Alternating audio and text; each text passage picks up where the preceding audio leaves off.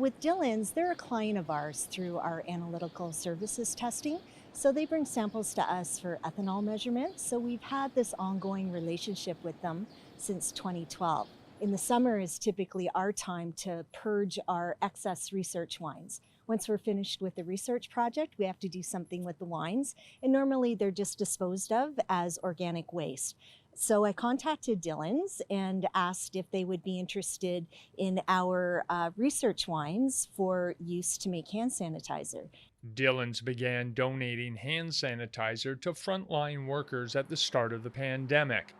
Demand for the product has meant the distillery requires a larger supply of base alcohol. In this case, we ran it through our continuous still, but just to describe it sort of in a more basic way to understand how it's made, is you run it through, you boil the wine, and we collect alcohol. At that point, it's bulk alcohol.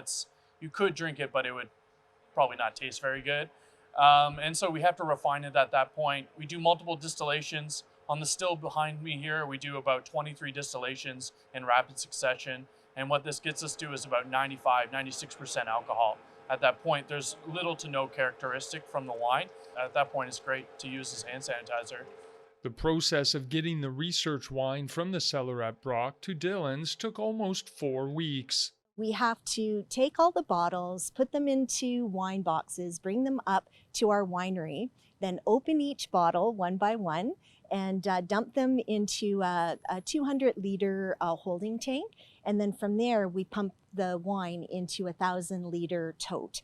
And once we have the 1,000-liter totes filled, so we had almost 5 of them filled, then we were able to transport the totes to Dillon's, and then they unloaded the wine into one of their stills, and off they went to extract the alcohol or the ethanol from the wine.